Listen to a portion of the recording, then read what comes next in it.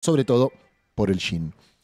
Muy bien, lo prometido es deuda. Amigos, amigas, vamos a encarar la recta final de este programa. Rempedo. No, para nada, le di un traguito. Conversando con Ofelia Fernández y despejando algunas de sus sospechas. Ofelia Fernández, buenas tardes. ¿Qué tal? La segunda columna fue excelente, mucho mejor que la primera. Esperemos que la tercera sea mejor que la segunda, no incluso. La veo. Sí, la sí, segunda, vas a ver que sí. La cuarta, capaz. La cuarta por ahí es mejor que la tercera. La cuarta es mejor que la tercera y la tercera peor que la segunda. Querido Ofelia Fernández, ¿cómo estás? No muy bien. Bien, ¿por qué? No muy bien. No vamos a abrir del todo. Igual viste que hay como una tristeza.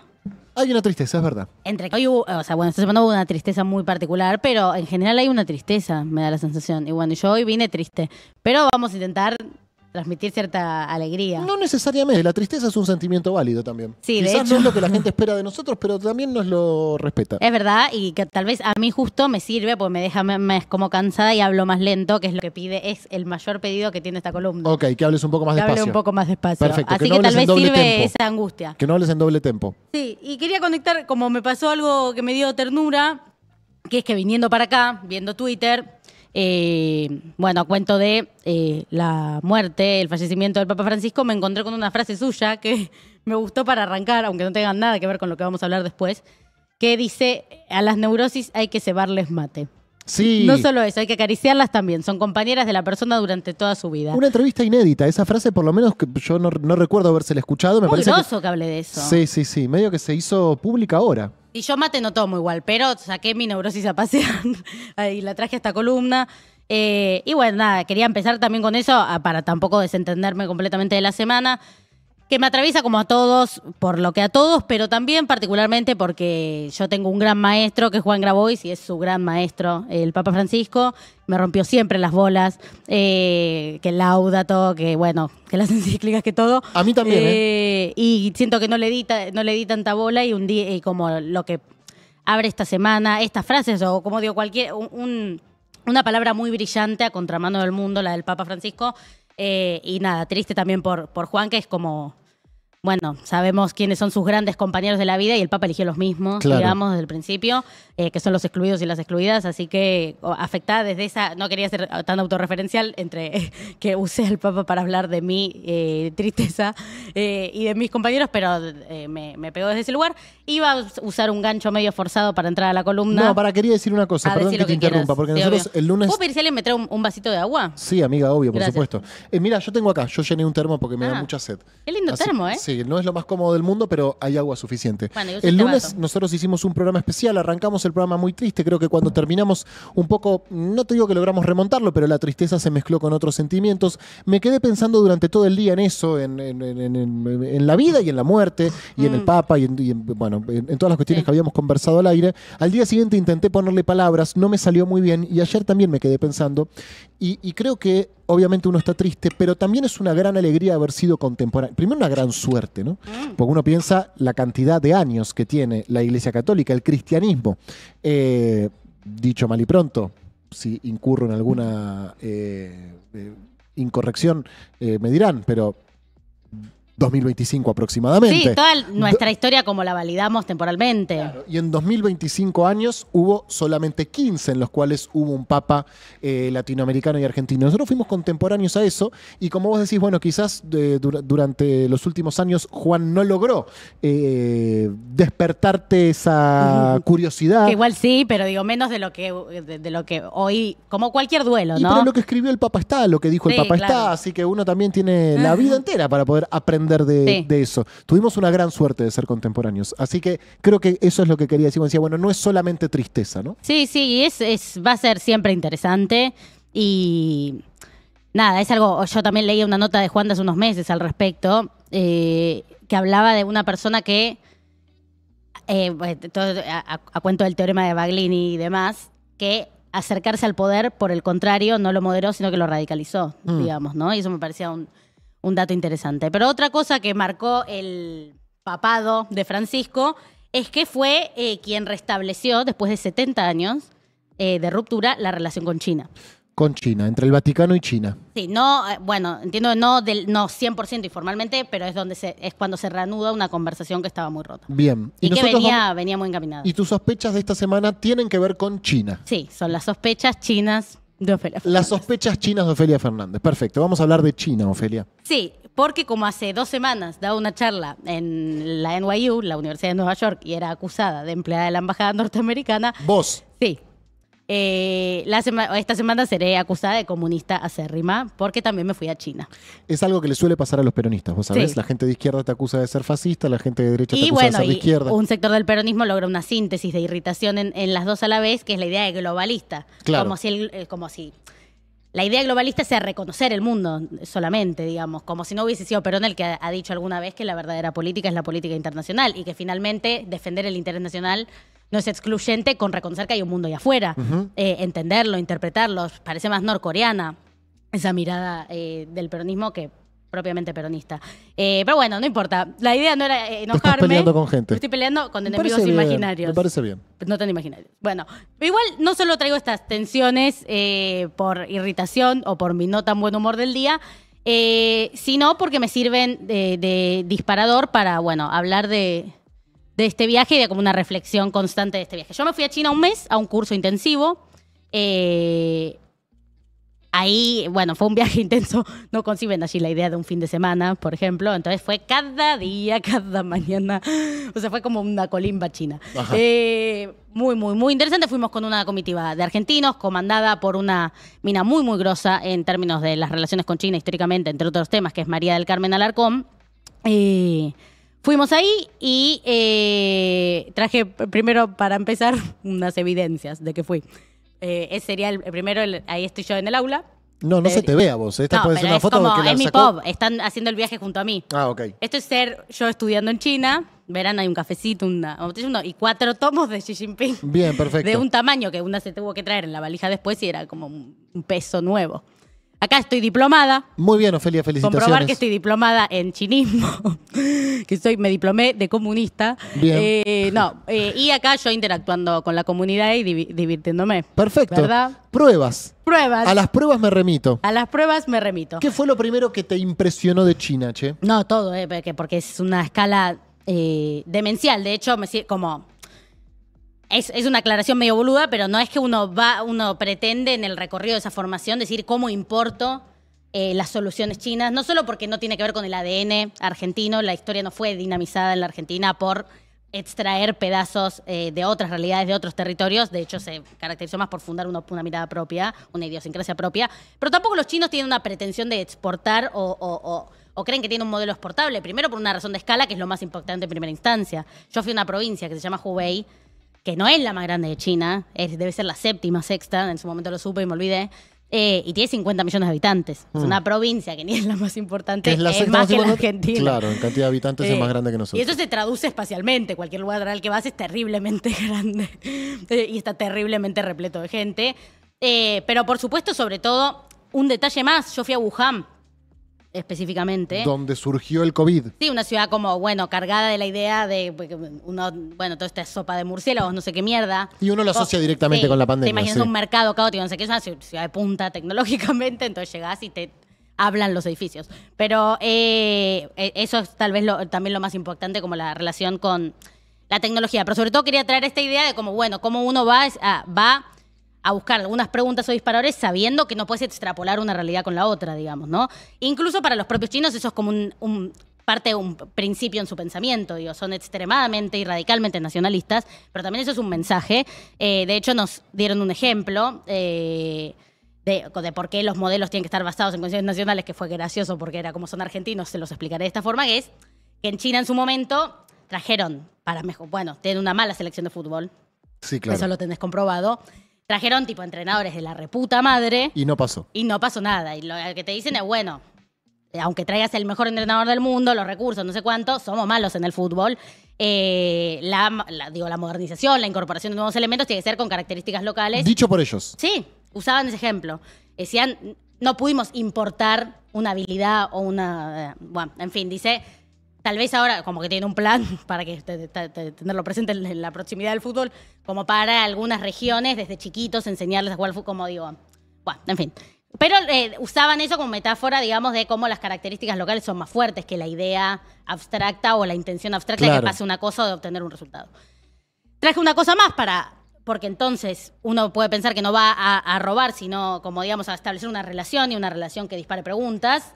Traje tres elementos en la relación con China totalmente arbitrarios que a mí me gustaron. Dale. El primero es esta carta de Perón a Mao, Ajá.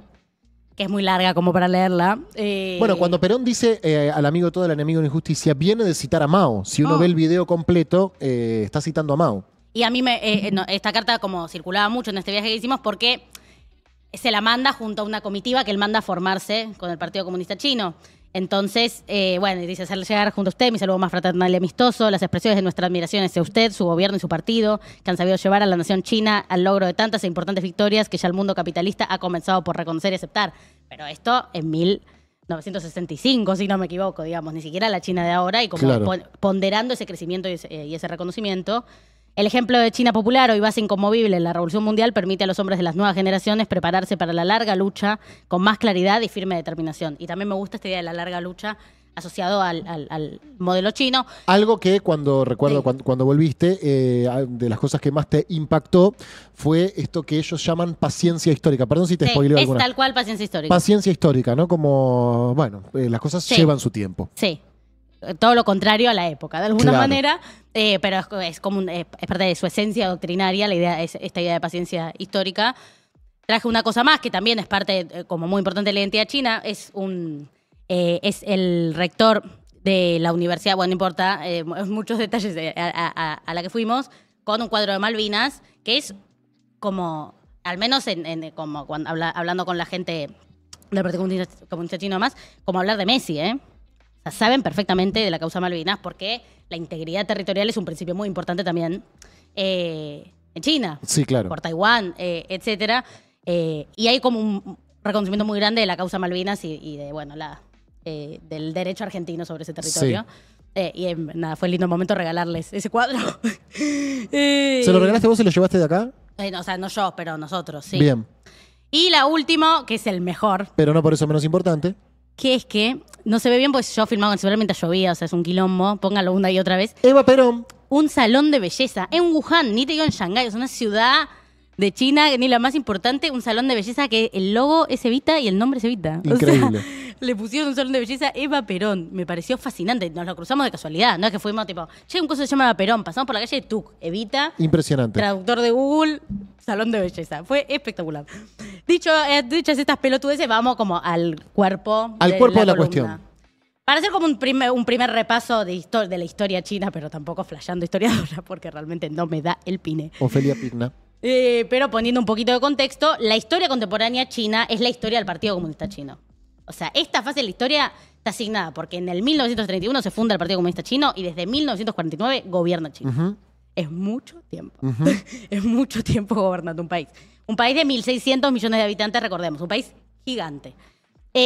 Para entender, es hacer una enumeración rápida de en qué contexto se avanza de la fundación del partido a la revolución propiamente dicha, marcado por la guerra del opio. China queda fuera de la revolución industrial, entonces estaba atrasada industrialmente y atrasada andando en buques de guerra. Para participar de la lógica en la que se construía poder, economías fuertes en ese momento, estaban realmente atrás. Te estás apurando, ¿eh? Hablando muy rápido. Sí, te lo digo para la es gente que tampoco quiero hacer una clase de historia, quiero liquidarlo como ya entendieron. Tranquila que tenemos tiempo. Pero lo que quería remarcar primero es que en ese contexto, perdida su soberanía, independencia e integridad territorial, producto, de esas guerras, de tratados injustos que firmaron, tratados desiguales que firmaron en ese momento a los fines de ese atraso militar e industrial, los tipos empiezan a procesar, empieza ese proceso revolucionario con base rural, es decir, ya con una particularidad muy china, que no es comparable o tan... no tiene una relación tan directa con el de la Unión Soviética, por ejemplo, como digo, con una particularidad, arman un plan a 100 años. Bien. Que eso me parece como interesante de remarcar, como, los tipos ya arrancan diciendo, esto arranca hoy, ni termina, Caputo pero al menos vamos de acá a 100 años. Caputo tiene un plan de pago a 100 años con una deuda que contrajo. Totalmente. Sí. Eso es lo que nos toca a nosotros. Un plan a 100 años. ¿100 años que se van a cumplir dentro de cuánto? Poco. 2049. 15, 20, sí. 2049, sí. Falta menos, pasó más tiempo del que falta. Bien. China se encontraba, producto de todo lo que nombré, de estos tratados, de las guerras de agresión de las potencias occidentales y demás, su PBI per cápita era El 7º peor del mundo. Importaba hasta los fósforos. Era una sociedad colonial y feudal y hoy es la 2ª economía más grande del mundo. Y la más rápida en serlo. En crecerlo, claro. Sí. Eso, no, estoy diciendo cosas que un poco se saben, pero que son como un contexto importante para seguir de hoy en más. Hoy el Partido Comunista Chino tiene 100 millones de afiliados. Tremendo. 100 millones. Y hay un dato que a mí también me pareció muy impactante. Es el partido más grande del mundo. También es un país con muchos más habitantes, pero es confirmadamente el partido político más grande del planeta. Pero además tienen solo un 10% de aceptación. A los que quieren afiliarse. A los que quieren afiliarse. O sea, tienen 100 millones de afiliados, pero se quisieron afiliar 1.000 millones. Sí. ¿Lo dije bien? Sí. Sí, o sea, yo la verdad Sí. no te lo podría confirmar. O sea, vos te querés afiliar al Partido Comunista Chino y tenés que rendir una suerte de examen y solo el 10% aprueba. ¿Entendí bien? Sería una manera de decirlo, ¿no? Es como, sumate a militar, sumate al proyecto. Sí. Tipo, ¿puedo? No. ¿Y por qué, no? por qué podés y por qué no podés? Porque, después lo podemos retomar con más detalle, pero es también un fenómeno interesante. Mi conclusión es que China no es tampoco un país al que le interese tener una sociedad muy politizada, ni asume la relación con la política como una relación que puede ser pasiva. Busca en quienes participan del partido y de la política, porque Estado y partido son algo parecido. De hecho, el partido es algo más que el Estado. O sea, ser secretario general de una provincia, del partido en una provincia, es más importante que ser gobernador de esa provincia.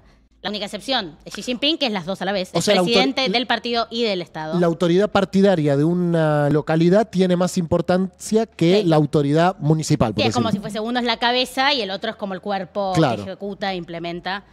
Si lo trasladásemos a algunas discusiones acá, sería muy claro. claro. El presidente del partido justicialista de un distrito tiene más poder que el gobernador de ese distrito. Por ejemplo, claro. Por ejemplo, claro. Bien. Bueno. O sea que tiene más sentido la carrera política dentro del partido que... Igual no es que se pueden escindir. Claro, yo lo pienso con la lógica argentina. Claro, y no. Es otra cosa. Y bueno, buscan como... ellos hablan de excelencia espiritual, académica, digo, mismo a mí algo que me pasaba en las conversaciones, como con funcionarios o lo que sea, decir, ¿qué onda? Como no hablaba así de pelotuda, ¿no? Pero como la juventud del partido, no sé qué. Y es como que no entendían. Como no que no tal conciben categoría. una idea de hecho, después me dijeron como, hay una liga, como la liga, no me acuerdo ahora el nombre, como que hay un subpartido que no es el partido que va antes para personas más jóvenes, pero 18 para arriba.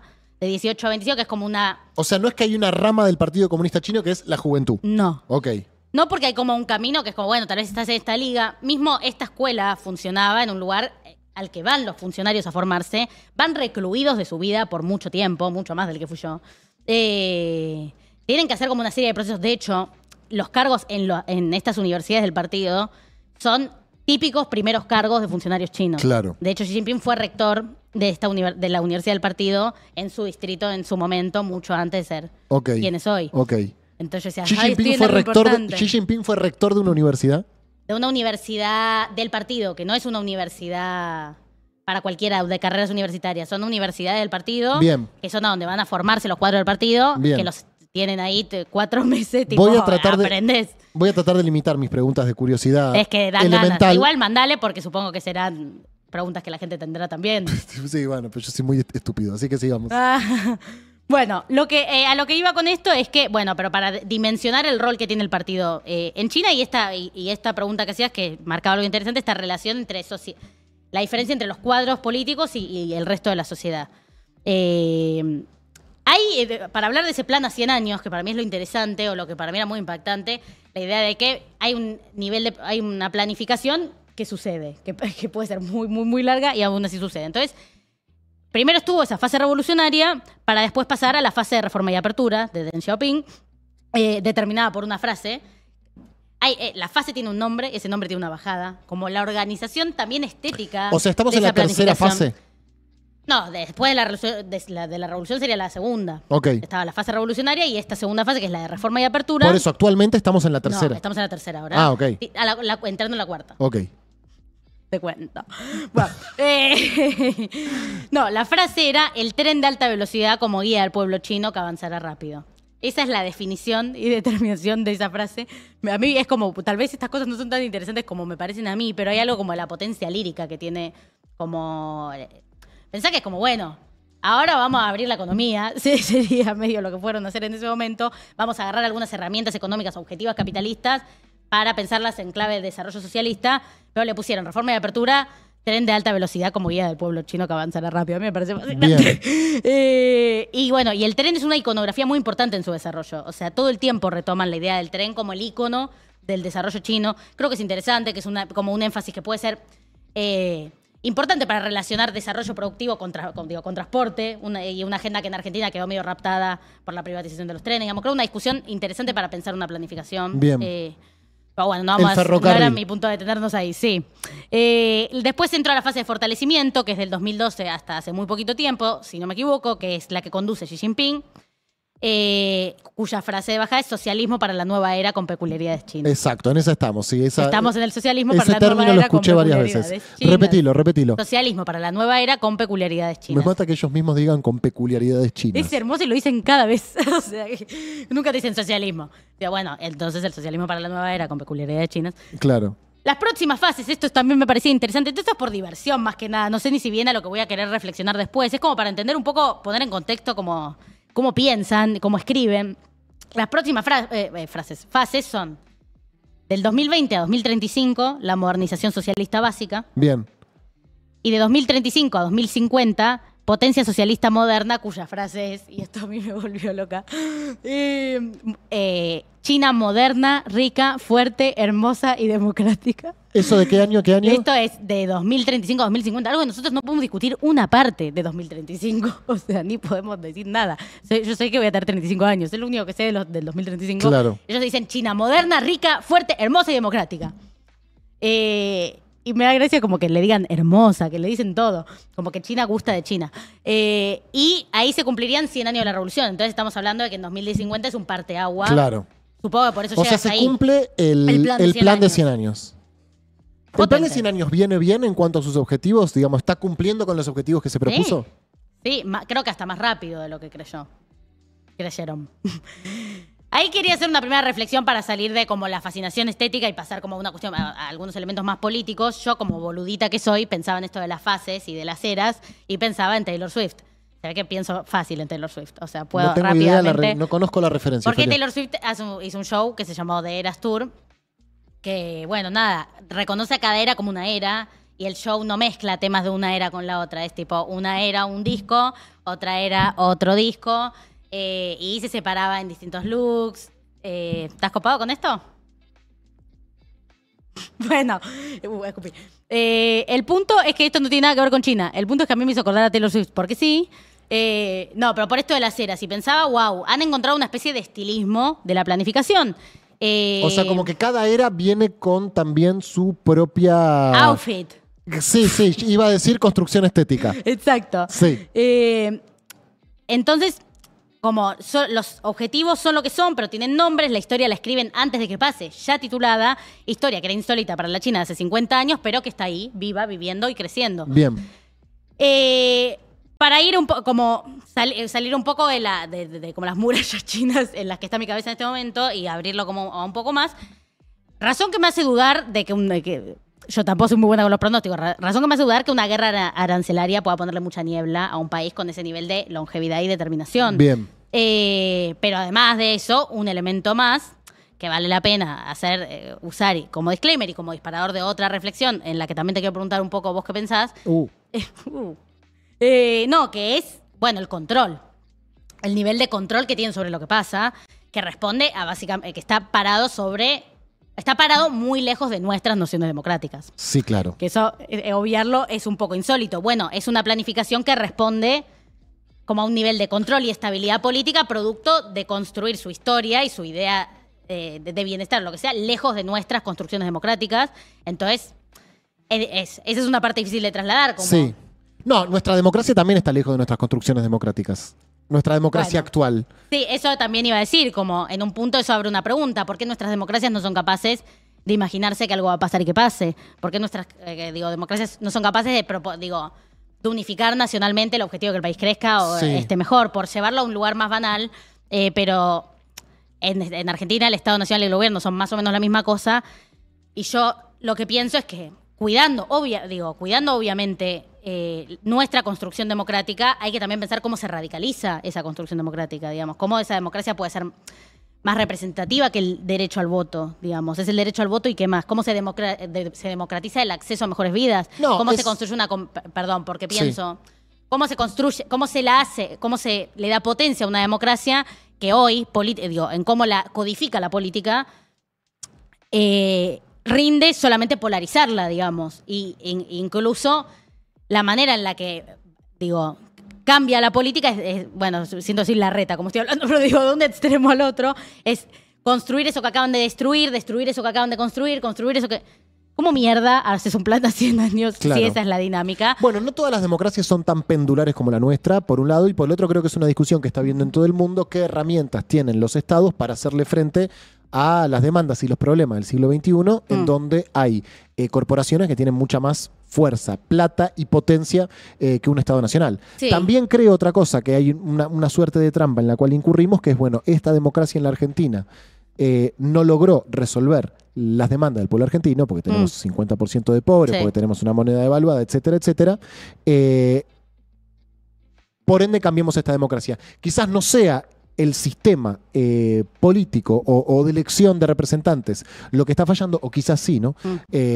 Sino otra cosa, la forma en la que se ejerce este poder. Porque en algún momento de estos 40 años de democracia, el pueblo argentino vivió mejor. No es que la democracia solamente fue un deterioro constante. Por supuesto. No, yo no lo asigno ni siquiera a la democracia como eje de discusión, sino a la democracia como piso de la discusión, que se merece algunos detalles, porque si bien lo que vos decís es verdad, lo nuestro es más pendular, ahora el eje occidental camina a una discusión política.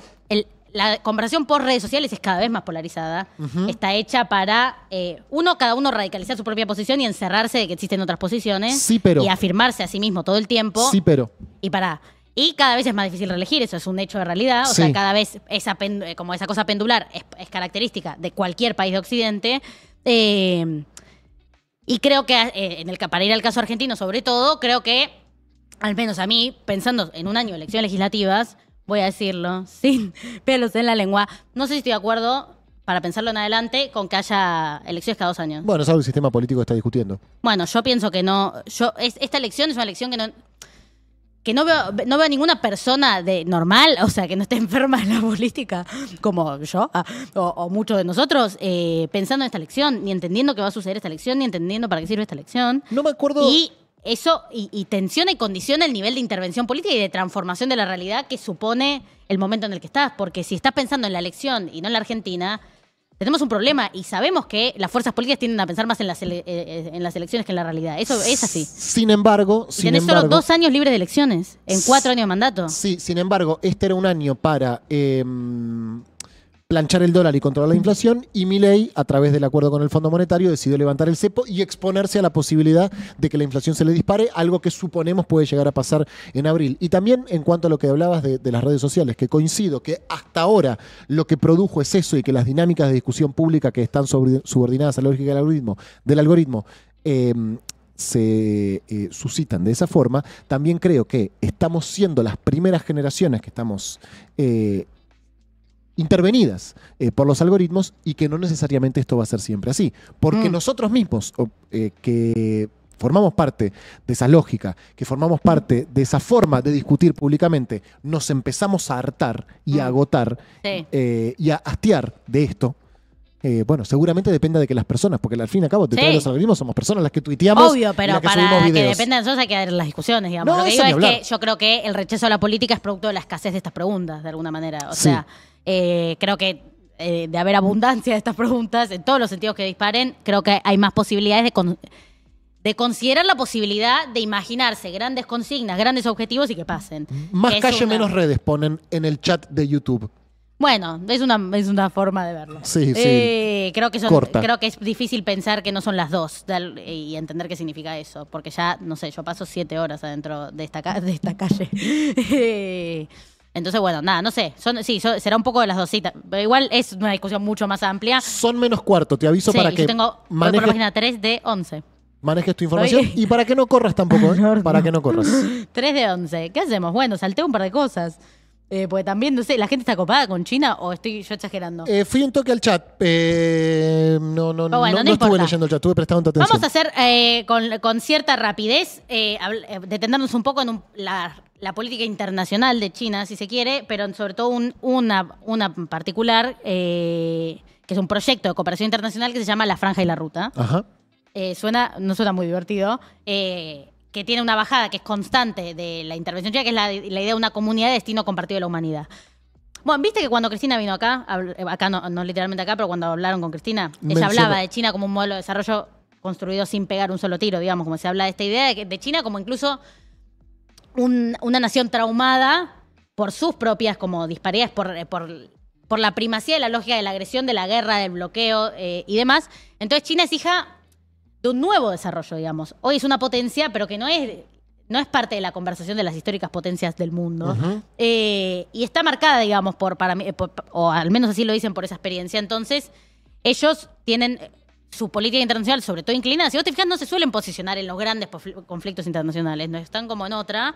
Pero eso no es como un completo aislamiento, si bien en algunas cosas sí, sino que tienen como, sobre todo, proyectos de colaboración, inversión y demás en países que ellos consideran posibles miembros del nuevo desarrollo, digamos. A ellos les interesa más generar una contrapotencia común de hijos de un nuevo desarrollo, que participar de la conversación con las lógicas que ya tienen de las potencias occidentales que ya conocíamos o conocemos. ¿Y qué lugar juega la Argentina en ese desarrollo? Bueno, ellos nos contaron, es básicamente un corredor económico de mercancías, capital, tecnología, qué sé yo. En Argentina los proyectos que nombraron es en represas. Hay una represa hidroeléctrica muy importante que financia China y que en el gobierno de Alberto fue muy desatendida. Muy desperdiciada. Si no me equivoco, sí.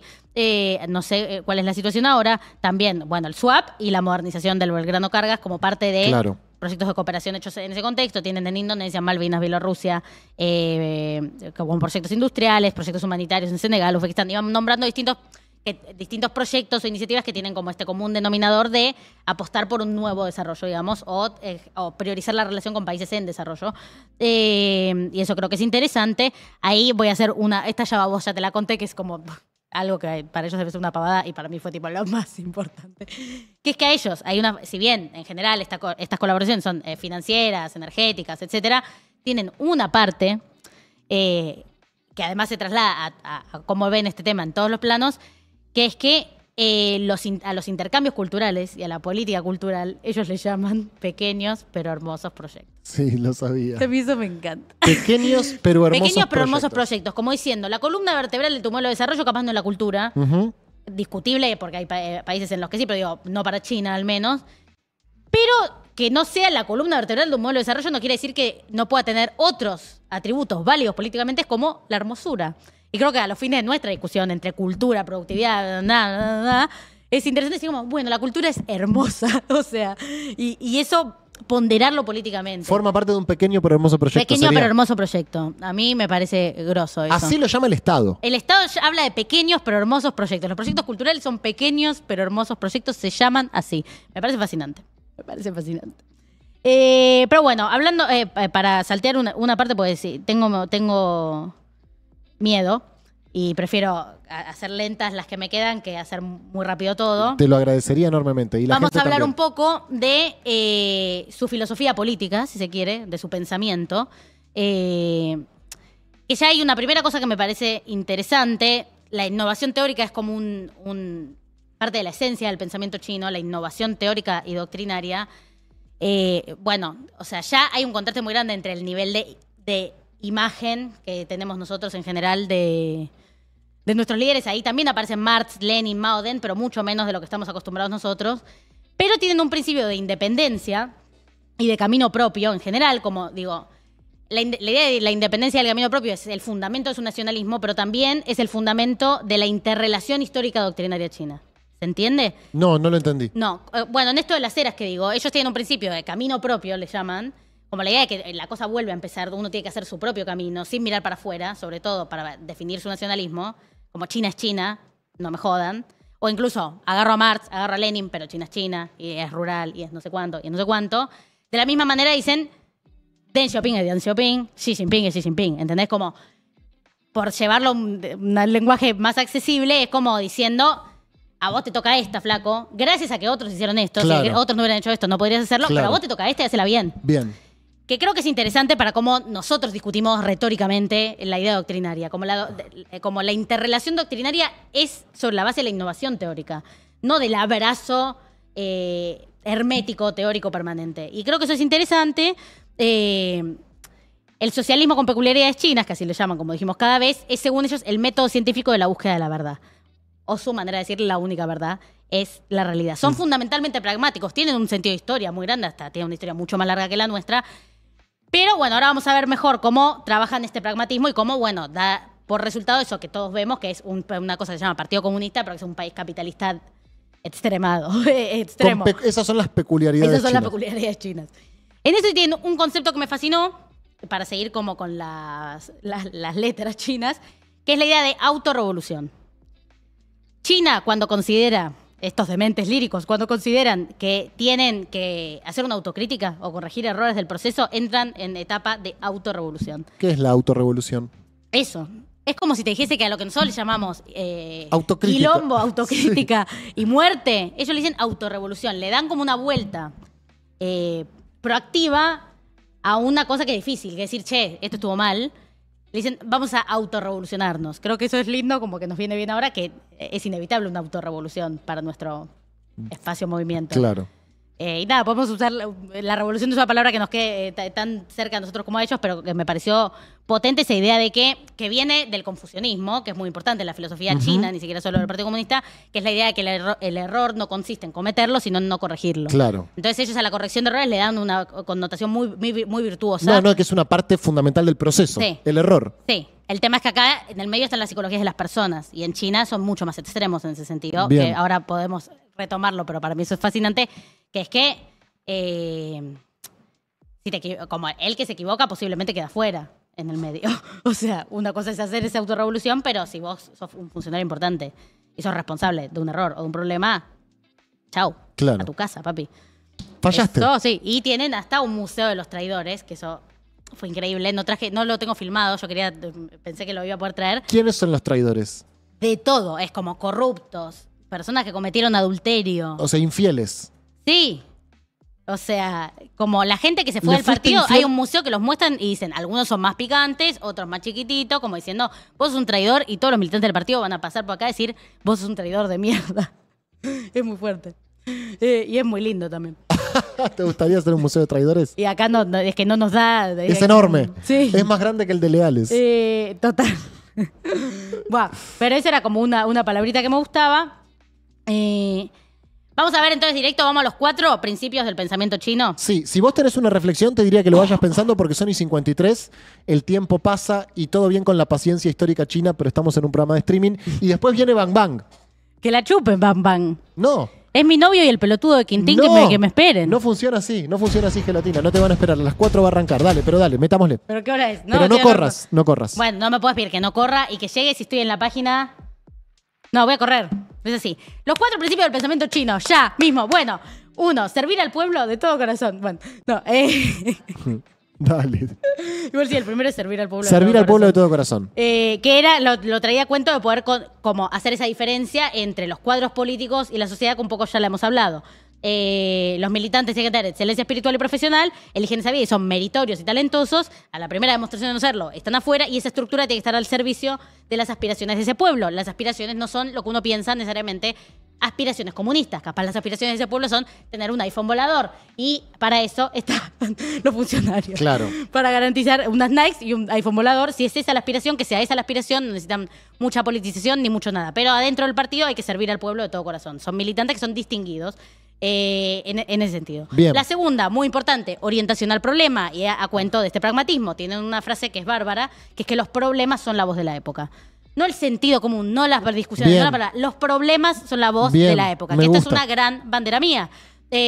Sobre todo ahora en semejante fragmentación social, donde es muy difícil ver lo mismo, creo que es muy importante encontrar un valor en ese ultra pragmatismo de cara a los problemas. Nosotros hablamos de pragmatismo y se nos suele tensar con la idea de que pragmatismo es votar a un mal candidato por táctica electoral. Es como que quedó medio corrida la palabra pragmatismo tal vez. No, pragmatismo es el pragmatismo chino no será el nuestro, porque China es pragmática con la realidad china. Para la sociedad argentina hay que pensar un pragmatismo propio, que mire de frente a los problemas y nos olvidemos de si las herramientas nos caen mejor o peor, sino que son las herramientas que tienen que dar un resultado. En eso hay una frase de Deng Xiaoping que me parece muy buena, que es: no importa que el gato sea blanco o negro, lo importante es que case ratones. Excelente. Creo que tenemos que ir a mirar los problemas desde esa perspectiva. Excelente. Tercer principio, confianza y autosuficiencia. Confianza, la causa puede ganarse. Autosuficiencia es como un sinónimo y una prima de la idea de independencia y soberanía, y a mí me gustaba como una meritocracia nacional, como el yo puedo, pero de un país. La cuarta es, el cuarto principio son rectitud e innovación, que justamente es de las dos relaciones, como las dos relaciones complementarias con su doctrina y con su historia. Rectitud es definir principios y respetarlos, y la innovación tiene que ver con captar los nuevos tiempos y liberarlos. Es decir, como tener una relación firme con los principios doctrinarios, pero de constante innovación. Como si te dijese que es desde las 20 verdades, no hasta las 20 verdades, algo que podríamos decirle a algunas personas. Te han regalado unos minutos, así que no hace falta que corras tanto, porque acá la producción de Bang Bang se acercó muy cordialmente y nos dijo que te cede amo, unos, Marcos, te cede te unos amo. minutos. Te Bueno, cede unos minutos.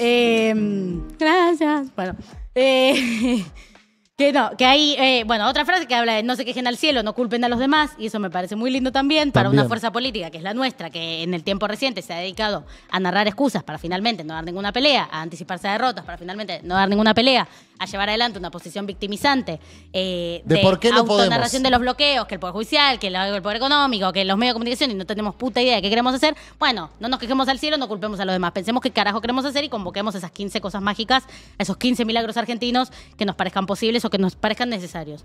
Después vemos si posibles. Significado mundial, bueno, no importa, era como hablar un poco de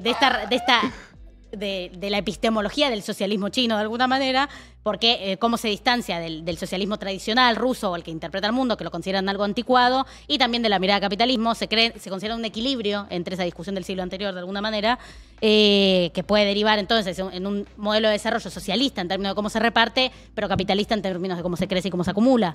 Y eso es como su idea de tercera posición a lo chino, digamos, y eso también me parecía interesante. Tercera posición con peculiaridades chinas. Con peculiaridades chinas. Perfecto. ¿Querés Vamos a tomar ir- agua? ¿Querés respirar? Me salpiqué. No quiero respirar, quiero terminar.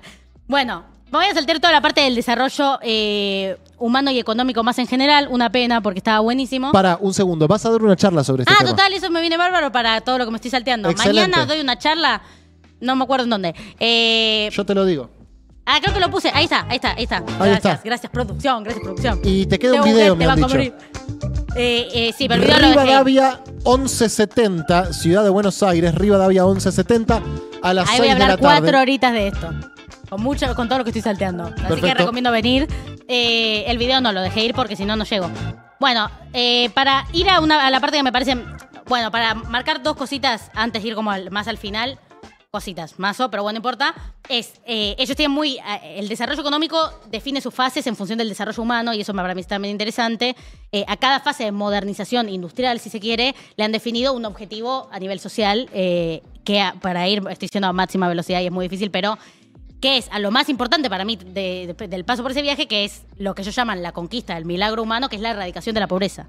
China en 2021 erradicó en sus propios parámetros la pobreza en China, lo cual a los fines de la pobreza mundial es una cantidad demencial de pobreza menos.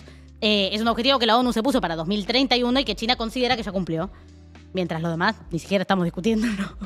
Estamos tipo, ¿qué? Hablando de una contribución histórica a la comunidad. ¿Qué es no ser pobre para China, para el Estado chino? Resolver 2 preocupaciones y 4 garantías. Las 2 preocupaciones son la comida, la vestimenta, las garantías la educación, la medicina, la vivienda, el agua potable. Hablan de que si no es la prioridad espiritual, siempre habrá limitaciones materiales. Entonces, digo, esto de condicionar cada etapa del crecimiento económico a una etapa de crecimiento social, digamos, o de bienestar. Bueno, acá había cosas interesantes y divertidas, pero las voy a dejar. Voy a ir para ir a una anécdota que me parece fantástica y llegar a mis conclusiones.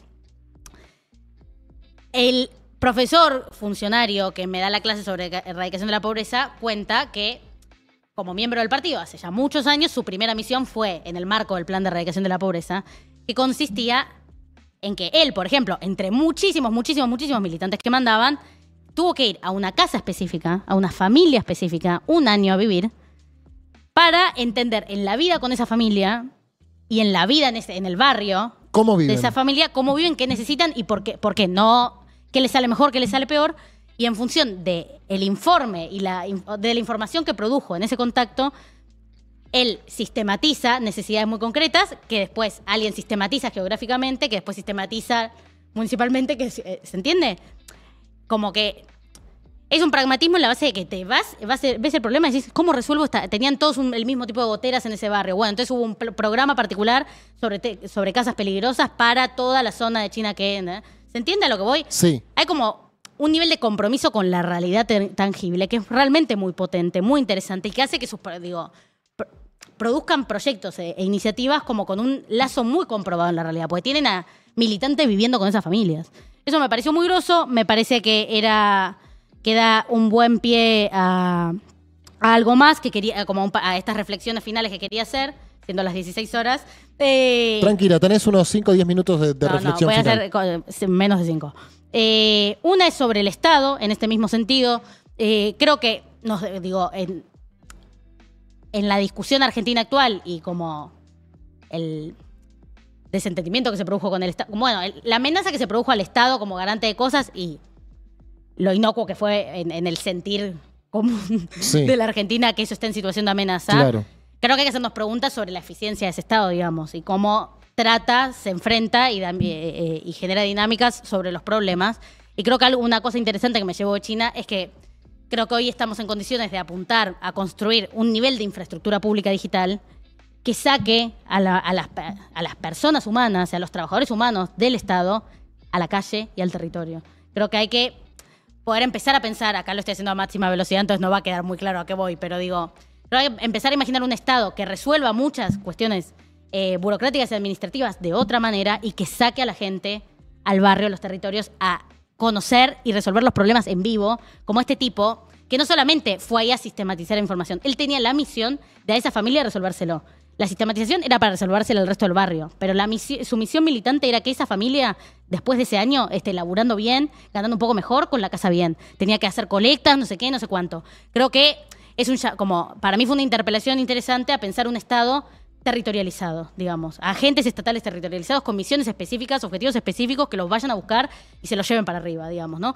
Y eso me parece que era interesante. Otra idea que me parece interesante a los fines de la discusión sobre la casta, para agarrar como dos discusiones importantes contemporáneas. China discute la eficiencia de esos funcionarios, a diferencia de la Argentina, que decidieron hacerlo en términos de recursos, de cuánto cobran, de los sueldos, no sé qué, en términos de eficiencia. Claro. Y me parece un abordaje más interesante. ¿Cumplieron los objetivos que se habían propuesto o que se les habían designado? Exacto, y creo que si bien, obviamente, no sé, vos ves el sueldo de un senador hoy y decís, me parece que se fue un poco a la mierda, y creo que hay que reconocer qué sensibilidad tomaron de ahí como con justa razón o con cierta legitimidad. Es debatible, pero es lo que yo pienso, y creo que ahí hay un sentido. Pero también poder problematizar, que no es un tema solo de guita. No, claro. Que vos no que aparte, en términos de impacto, el impacto de esa guita ni resuelve los problemas que estamos discutiendo. En cambio, la eficiencia es una variable que resuelve mucho y mucho más rápido. Y que ellos tienen mucho más ponderada. Y creo que es interesante para nosotros subirnos a la discusión de la casta pensando, bueno, ¿tengo que discutir los recursos o la eficiencia de estos funcionarios y cómo se la mide, cómo se la evalúa? Entiendo. De Porque hecho, vamos a poner un caso que no existe, ¿no? Sí. Ministro de calles asfaltadas. Sí. No asfaltaste una calle. Si no asfaltaste una calle y cobraste 2 palos por mes, digamos, no hay ningún problema porque no cobrabas tanto en comparación a lo que cobra un senador. Sí. Ahora, si asfaltaste toda la calle de la Argentina que estaban sin asfaltar y cobraste 20, 50, no sé. Exacto. Tiene más relación en cuanto a la trascendencia de una función pública, los objetivos que cumplió, que cuánto percibió. Igual tiene que estar sujeto a más o menos lo que cobran los trabajadores de la Argentina. Sí, Digo, no es claro. que tiene que cobrar lo mismo un ministro que un docente. Realmente no creo eso.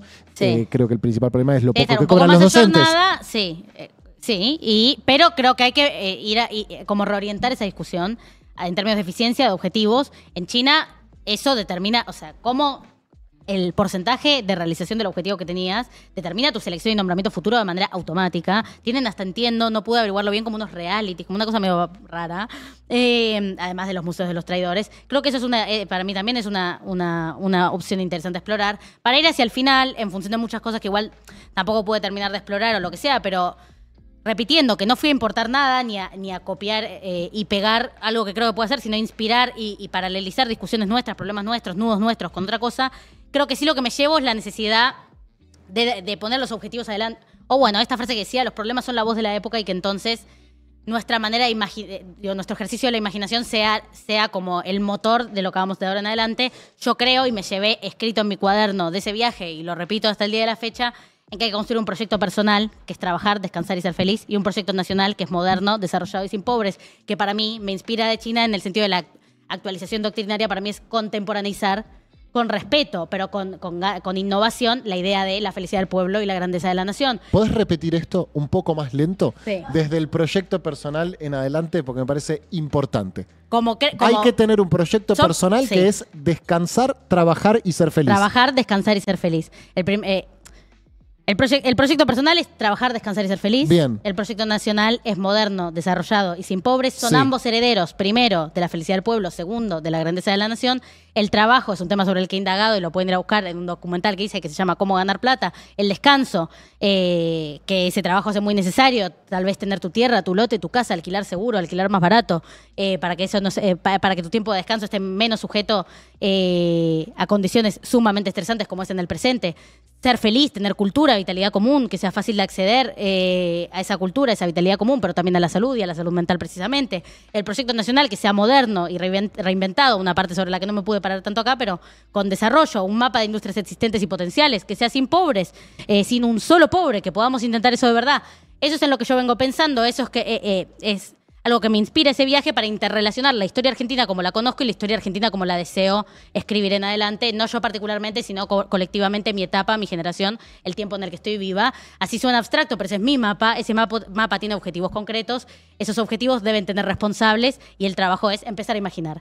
Con o sin gobierno, imaginar. Argentina es Argentina, China es China, pero hay que mirar a todos y todo. Hay que estudiar y después con los pies bien clavados sobre nuestra tierra hay que trabajar con disciplina china para el milagro argentino.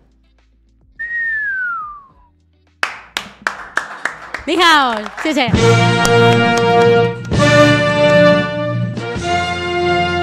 Las sospechas de comunismo van a crecer muchísimo después de esta columna. Y la verdad que sí. La verdad que sí. Pero es peculiar, es un comunismo muy peculiar. Bien, ¿así que te acusaron de trabajar para la Embajada de Estados Unidos? Y sí, por ir a la NYU, yo voy, veo, miro todos, observo a todos, estudio, aprendo. Creo que hay que hacer eso. Si no sé nada, nadie sabe nada. Nadie sabe nada. Un saludo a Paenza. Gracias a Bang Bang, programón, quédense viéndolo. Gracias por dejarme este tiempo extra. Bueno, gracias a vos, Pedro, por ser un amigo, un compañero de conversación, un capo. Creo que te apuraste mucho porque tenías demasiada información, Sí. pero que lo importante se entendió. Bueno, me gusta que siempre me das la evolución acá en vivo. Yo me estoy triste porque muchas cosas no las pude decir. Estabas triste antes de la columna. Estaba igual triste también. antes de la columna, Así que no le estoy eches un la poco culpa a la mejor, columna. se me ve más pispireta. Sí. Ahora si querés lo charlamos afuera. Bueno, vengan a la charla mañana si No quieren se vayan, más. que ya viene Bam Bam y les quiero decir una cosita más. Dale, ya venimos.